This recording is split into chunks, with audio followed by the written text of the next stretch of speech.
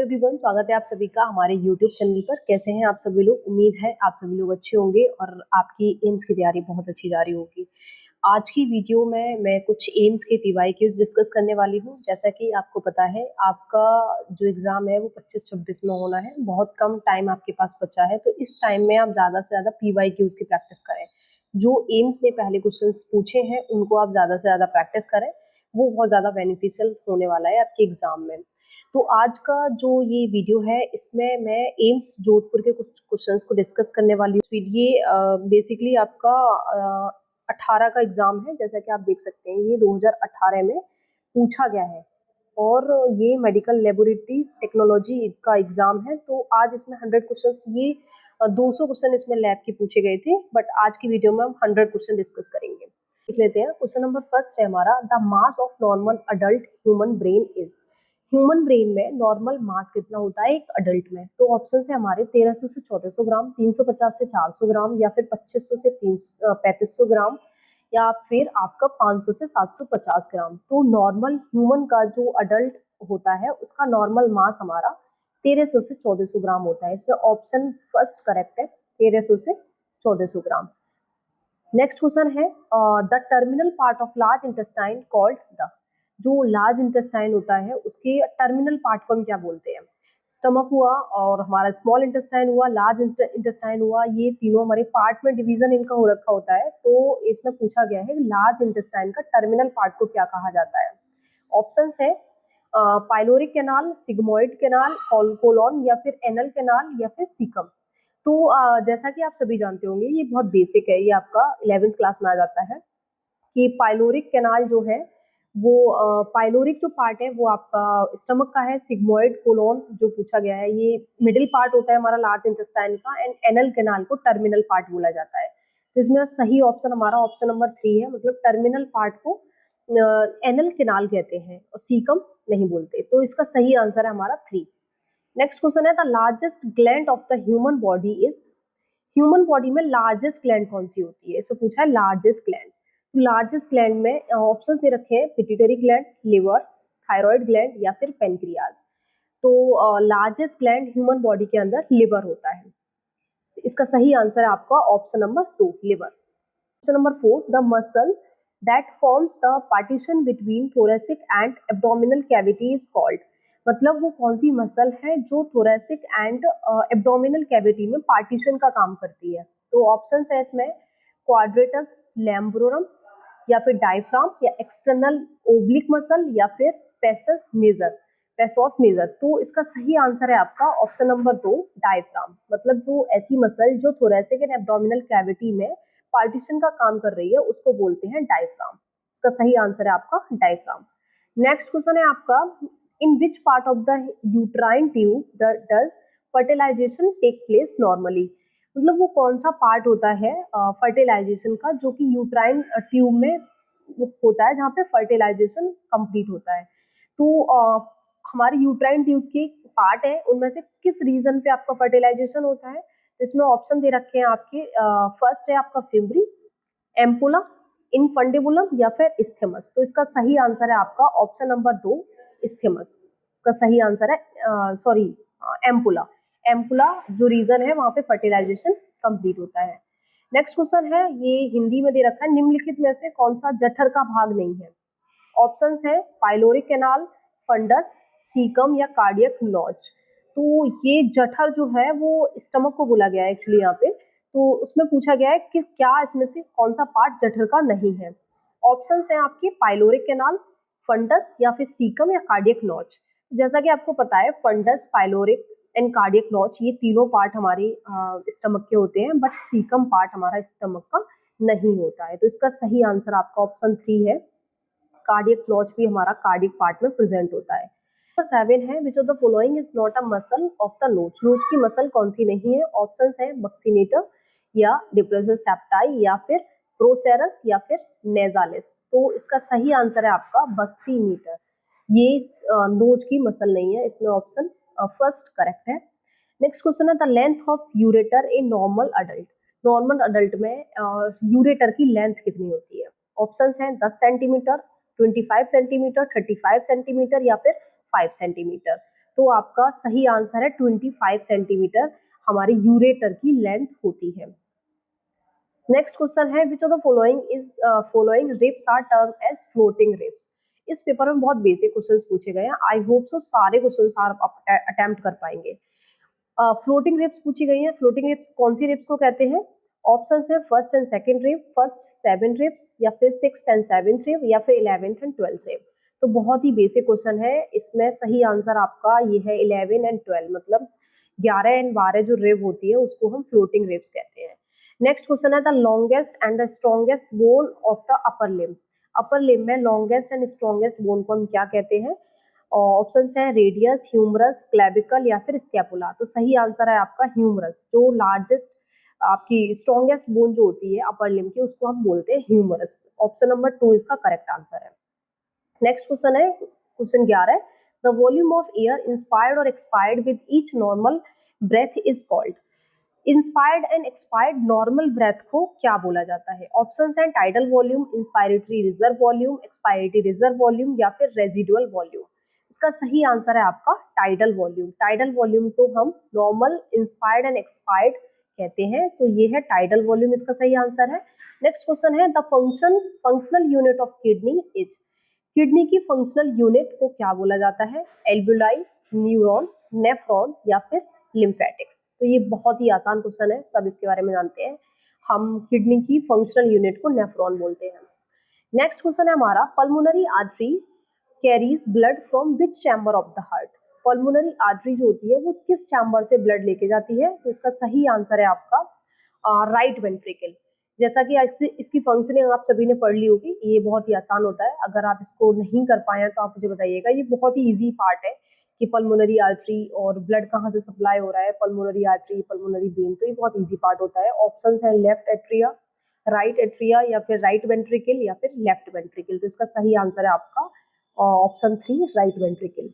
Next question है the silent area of the brain is called. Brain के silent area को क्या बोलते हैं? सेरिब्रम, पोन्स, सेरिबेलम, या फिर मेड्यूला। तो इसका सही आंसर दे रखा है सेरिबेलम। सेरिबेलम जो एरिया है आपका उसको साइलेंट एरिया ऑफ ब्रेन बोला जाता है। नेक्स्ट क्वेश्चन है हमारा which of the following is the first generation respiratory passage way. First generation respiratory passage वे को क्या बोला जाता है? ऑप्शंस हैं ब्रोंकाई, ट्रैकिया, एल्ब्यूलाई, या फिर नोच। तो इसका सही आंसर आपका दे रखा है ब्रोंकाई। ब्रोंकाई को हम first generation respiratory passage way बोला जाता है। नेक्स्ट क्वेश्चन है which of the following is not a secretory product of the chief cells of gastric gland. Gastric gland से कौन सा प्रोडक्ट सिक्रीट नहीं होता है, मतलब सिक्रीटरी प्रोडक्ट नहीं बन रहा है गैस्ट्रिक ग्लैंड से? ऑप्शंस है म्यूसिन, लाइपेज, पेप्सिनोजेन, रेनिन। तो ये लाइपेज, पेप्सिनोजेन, रेनिन ये हमारे चीफ ग्लैंड से बनाए जाते हैं, बट म्यूसिन नहीं बनाया जाता, इसलिए इसका सही आंसर है आपका ऑप्शन ए म्यूसिन।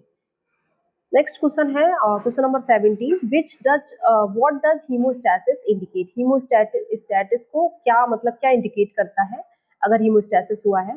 तो इसके ऑप्शंस हैं एक्सेसिव ब्लीडिंग होना, platelet deficiency, prevention of blood loss, या फिर डेफिशिएंसी ऑफ विटामिन के। तो haemostasis basically prevention of blood loss को बोला जाता है। तो ऑप्शन इसका सी ऑप्शन इसका सही है, prevention of blood loss. Next question है the onset of menstruation is called age. Menstruation onset को क्या बोला जाता है? मीनोपॉज, मिनार्क, ओव्यूलेशन, या फिर प्यूबर्टी। तो इसका सही आंसर है आपका option number 2 menarche. Next question है which of the following is not a hormone secreted by anterior pituitary. Options दे रखे हैं adrenocorticotropic hormone, growth hormone, anti diuretic hormone, या फिर थायराइड स्टिमुलेटिंग हार्मोन। तो हमारे एंटीरियर पिट्यूटरी से कौन से वो हार्मोन है जो सिक्रीट नहीं होते हैं? तो ये भी बहुत बेसिक क्वेश्चन है। एंटी डायरेटिक हार्मोन आपके वैसोप्रेसिन एंड ऑक्सीटोसिन जो हार्मोन होते हैं वो आपकी पोस्टीरियर पिट्यूटरी से सिक्रीट किए जाते हैं। तो इसका सही आंसर आपका ऑप्शन नंबर 3 है, एंटी डायरेटिक हार्मोन को एंटीरियर पिट्यूटरी से सिक्रीट नहीं किया जाता। नेक्स्ट क्वेश्चन है हमारा which of below process does deglutition. Next question है हमारा which of the below process does deglutition indicate. Deglutition किससे कहते हैं? डेफिकेशंस, या चूइंग, या फिर डाइजेशन या फिर सोलोइंग। तो जो डिग्लूटेशन बोला जाता है वो हम बेसिकली निगलने को बोला जाता है। तो इसमें ऑप्शन हमारा 4 ऑप्शन सही है।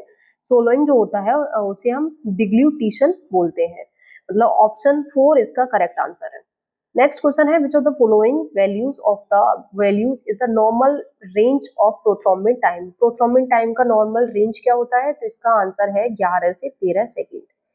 सही, बहुत आसान क्वेश्चन है गाइस, तो आप सारे कर पाएंगे आई थिंक।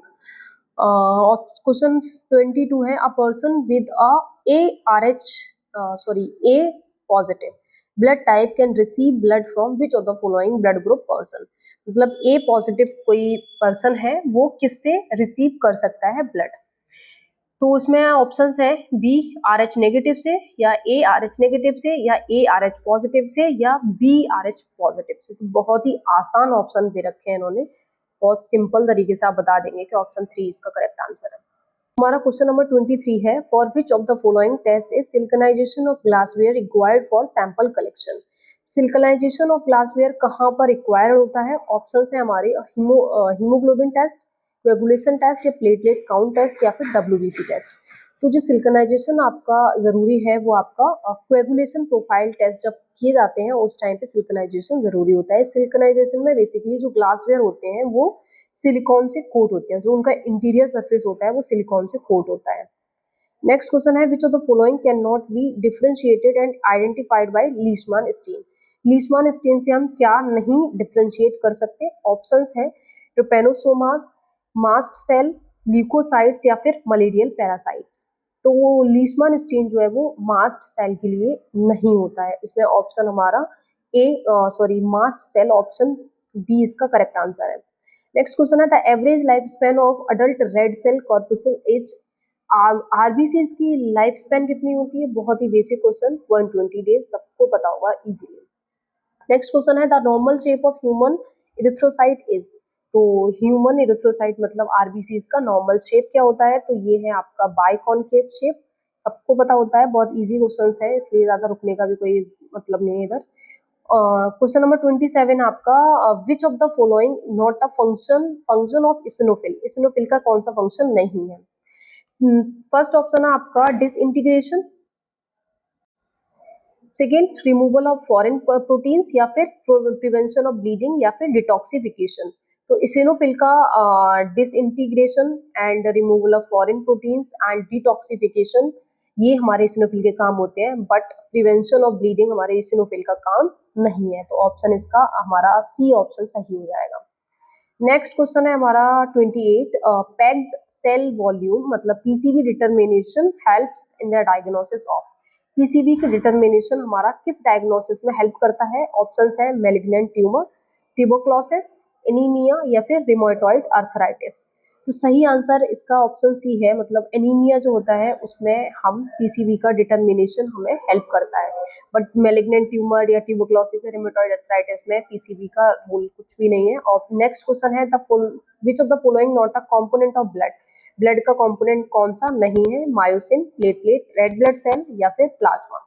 सही आंसर सबको पता होगा, प्लेटलेट, आरबीसी, प्लाज्मा, ये तीनों हमारे ब्लड के कंपोनेंट हैं, बट मायोसिन जो है वो नहीं है, वो हमारे मसल का कंपोनेंट है। नेक्स्ट क्वेश्चन है, which of the following is are not mature cell in circulating blood. Blood में मैच्योर सेल सर्कुलेटिंग ब्लड में कौन सी नहीं होती? थ्रोम्बोसाइट्स, इरिथ्रोसाइट्स, और लिम्फोइड स्टेम सेल, या फिर आपका ल्यूकोसाइट्स। तो इसका सही आंसर आपका लिम्फोइड स्टेम सेल है, जो कि मैच्योर सेल सर्कुलेटिंग ब्लड में नहीं प्रेजेंट है। नेक्स्ट क्वेश्चन है, when the mean corpuscular volume MCV increases above the normal range the red blood cells is known as. मतलब जब हमारी रेड ब्लड सेल का जो एमसीबी है वो नॉर्मल रेंज से ज्यादा है, उस कंडीशन को हम क्या बोलते हैं? मैक्रोसाइट, हाइपरक्रोमिक, नॉर्मोसाइट, या फिर आपका ये है माइक्रोसाइट। तो इसका सही आंसर मैक्रोसाइट होता है, उस कंडीशन को हम मैक्रोसाइट बोलते हैं जब हमारी आरबीसीज का साइज बढ़ जाता है, वो माइक्रोसाइट कहलाता है। तो फर्स्ट ऑप्शन इसका करेक्ट आंसर है। नेक्स्ट क्वेश्चन है, the normal value of mean corpuscular haemoglobin concentration MCHC in adult as. MCHC का नॉर्मल रेंज क्या होता है? ऑप्शंस हैं 30% टू 38%, 50% टू 70%, या फिर 90% टू 95%, या फिर 70 to 90%। तो इसका सही आंसर आपका ऑप्शन ए है, मतलब 30 to 38% आपका MCH का normal size sorry normal range होता है। नेक्स्ट क्वेश्चन है question number 33, which anticoagulant is use to store blood in blood bank. मतलब कौन सा एंटीकोगुलेंट जो है वो ब्लड बैंक में ब्लड को स्टोर करता है। Disodium salt, heparin salt, oxalate या फिर सिट्रेट। तो ये सिट्रेट सॉल्ट है जो कि ब्लड बैंक में यूज किया जाता है for the storage. Next question है हमारा, the normal value of erythrocyte sedimentation rate in normal male circulating using Wintrobe tube is. मतलब विंट्रॉप्स मेथड से अगर हम ESR काउंट कर रहे हैं तो जो नॉर्मल अडल्ट मेल है उसमें नॉर्मल वैल्यू क्या होती है। ऑप्शन दे रखे हैं 0 to 9 mm इन फर्स्ट हार एंड 20 to 30 mm या फिर 30 to 40 mm या फिर 40 to 50 mm। तो इसका सही आंसर है आपका 0 से 9। आपका 1 घंटे के लिए हम इस टेस्ट को लगा के रखते हैं तो ये 1 घंटे में जो रीडिंग देता है वो नॉर्मल वैल्यू होती है। नेक्स्ट क्वेश्चन है question number 35, the average blood volume of in the blood is known normal adult as. मतलब एवरेज ब्लड वॉल्यूम कितना होता है एक अडल्ट बॉडी में, मतलब एक नॉर्मल अडल्ट में। तो ऑप्शंस हैं 5 लीटर, 8 लीटर, 4 लीटर, 3 लीटर। तो बहुत ही आसान, 5 लीटर जो होता है वो हमारा एवरेज ब्लड वॉल्यूम होता है। नेक्स्ट क्वेश्चन है question number 36, which of the following not a recommended site for obtaining capillary blood. Capillary blood के लिए रिकमेंडेड साइट कौन सी नहीं होती। Heel in infants, finger tip, cubital area या फिर ईयर लोब। तो जैसे कि आप जानते होंगे फिंगर टिप पे हम कैपिलरी ब्लड को कलेक्शन के लिए ये मोस्ट ऑफ द यूज किया जाता है and heel and ear lobe जो है ये हमारा बच्चों में यूज होता है and cubital area capillary collection के लिए नहीं है। ऑप्शन नंबर 3 इसका सही आंसर है, cubital area not for capillary blood collection. Next question है 37, which of the following blood group people are called universal donor. Universal donor किसे कहा जाता है। O positive, A negative, A B positive या फिर बी पॉजिटिव। तो जो universal donor जो होते हैं वो हमारे ओ नेगेटिव होते हैं। नेक्स्ट क्वेश्चन है, leukopenia is a condition when the leukocyte TLC जो होती है उनको वो कब बोलती है, जब ल्यूकोपीनिया बोला जाता है, मतलब TLC का काउंट कम हो गया। ल्यूकोसाइटोसिस होता है TLC काउंट बढ़ गया, लेकिन ल्यूकोपीनिया होता है TLC काउंट कम हो गया। तो लेस देन 4000 या फिर 7000 या फिर 11000 या 10000 में ये लेस देन का साइन है। तो अगर 4000 से कम होने लगेंगी तो वो हमारा ल्यूकोपीनिया का केस हो जाएगा। और 7000, 11000, 10000 ये तो हमारी नॉर्मल रेंज में आ जाती है। तो इसका सही आंसर हमारा ऑप्शन ए इसका सही आंसर है। लेस देन 4000 अगर होने लगेंगे तो ल्यूकोपीनिया का केस बन जाएगा। नेक्स्ट क्वेश्चन है, the main function of platelet is. Platelet का मेन फंक्शन क्या है। हीमोस्टैसिस करना या फिर इम्यूनिटी या फिर ऑक्सीजन ट्रांसपोर्टेशन या फिर ऑक्सीजन कैरिंग। तो प्लेटलेट का काम होता है हमारे ब्लड में ब्लड का थक्का जो जम जाता है, मतलब जब कोई चोट वगैरह लग जाती है उस टाइम पे हीमोस्टैसिस करने का काम हमारी प्लेटलेट्स करती हैं। बट इम्यूनिटी हमारा WBC करता है, ऑक्सीजन ट्रांसपोर्टेशन हमारा RBCs and oxygen carrying capacity भी RBCs के पास होती है। नेक्स्ट क्वेश्चन है question number 40, which of the following is the normal value of fibrinogen. Fibrinogen की नॉर्मल वैल्यू क्या होती है। 7.3 ग्राम पर DL, 2.3 ग्राम, 0.3 ग्राम या फिर 4.7 ग्राम पर DL। तो इसका नॉर्मल वैल्यू आपकी 0.3 ग्राम पर DL होती है। नेक्स्ट क्वेश्चन है, the specimen for the examination of seminal fluid is diluted in saline in the ratio of. जब हम एग्जामिनेशन करता है सेमाइनल फ्लूइड का तो हम डाइल्यूशन उसका कैसे बनाते हैं, 1:20, 1:40 या फिर 1:50 या फिर 1:30। तो इसका सही आंसर है आपका 1:20 के रेशियो में हम इसका एग्जामिनेशन फॉर्म करते हैं।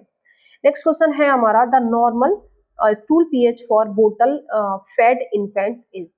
तो स्टूल pH हमारा जो फेड इन्फेंट्स है उनके लिए कितना होता है, 5 से 6 या फिर 3.5 to 4.5 या फिर 7 to 8 या फिर 2 से 3। तो इसका सही आंसर आपका 7 to 8 pH होता है।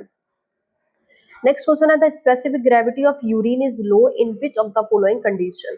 मतलब स्पेसिफिक ग्रेविटी किस कंडीशन में कम होती है। डिहाइड्रेशन के केस में स्पेसिफिक ग्रेविटी आपकी कम होगी, या फिर increased blood flow of kidney, या फिर डायबिटीज इंसिपिडस या फिर डायबिटीज मेलाइटस। तो ये भी बहुत आसान है। आप स्पेसिफिक ग्रेविटी कौन से केसेस में कम हो रही है एंड कौन से केसेस में बढ़ रही है, इसको आप अच्छे से याद कर लीजिएगा। इसका सही आंसर है आपका डायबिटीज इंसिपिडस। ये थोड़ा कभी कभी कंफ्यूजन भी कर देता है इस तरह का क्वेश्चन। नेक्स्ट क्वेश्चन है आपका, the presence of leukocytes in CSF makes the CSF look. अगर सीएसएफ में ल्यूकोसाइट्स प्रेजेंट हैं तो वो कैसी दिखाई देंगी? रेडिश कलर में, कलरलेस, टर्बिड या फिर ब्राउनिश। तो ल्यूकोसाइट्स जो है वो किस तरह की दिखाई देती हैं? ल्यूकोसाइट सीएसएफ में जब सीएसएफ कैसा दिखाई देता है जब ल्यूकोसाइट प्रेजेंट होती है? तो वो टर्बिड फॉर्म में दिखाई देता है। The occurrence of sciatica pain indicates the needle used to cerebrospinal fluid aspiration is। तो मतलब जब सियाटिका पेन होता है तो उस टाइम पे हम जो सीएसएफ कलेक्शन कर रहे हैं तो हम निडल किस तरह का यूज करते हैं, किस तरह से? To inside, to lateral, to downward या फिर टू अपवर्ड। तो हम टू लेटरल निडल को यूज करते हैं in sciatica pain for the collection of CSF. Next question है, the following the chemical composition of normal sputum is. Options है हमारे 60% and 40% solid, 60% water and 40% solid, या फिर 80% water and 20% solid, 50% water and 50% solid, या 95% water and 5% solid.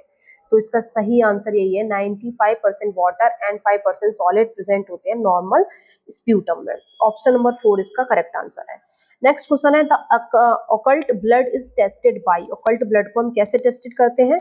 Options हैं हमारे, option first titrimetric method, gravimetric method, या फिर ऑर्थोटोल्यूडिन test, या फिर ग्लूकोज टॉलरेंस टेस्ट। तो इसका सही आंसर आपका ऑर्थोटोल्यूडिन टेस्ट जो होता है वो ऑकल्ट ब्लड को टेस्ट करने के लिए यूज किया जाता है।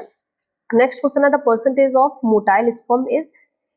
मोटाइल स्पर्म का कितना परसेंटेज होता है?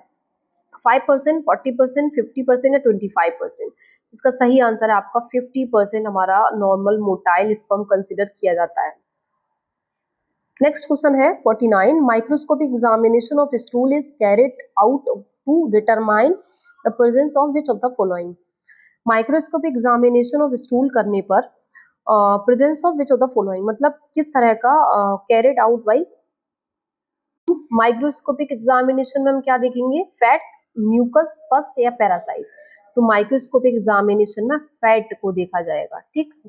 इसके माइक्रोस्कोपिक और केमिकल, फिजिकल जितने भी हैं सारे किसमें क्या देखते हैं, किसकी नॉर्मल वैल्यूज होती है, क्या वैल्यूज हैं, क्या इनकी मेथड्स हैं, सारा कुछ अच्छे से याद करना है। In the 4 layers formed by the simple sedimentation method, stool particles are found in the। Options हैं third layer, first layer, fourth layer या फिर सेकेंड लेयर। तो कौन सी लेयर है जो जब हम सिंपल सेडिमेंटेशन मेथड टेस्ट कर रहे हैं तो वो कौन सी लेयर है जहाँ स्टूल पार्टिकल्स दिखाई देते हैं? ऑप्शंस हमारे third layer, first layer, fourth layer या सेकेंड लेयर। तो जो सेकेंड लेयर है वहां पे स्टूल पार्टिकल्स देखने को मिलते हैं सेडिमेंटेशन मेथड में। ऑप्शन इसका 4, ऑप्शन इसका करेक्ट आंसर है।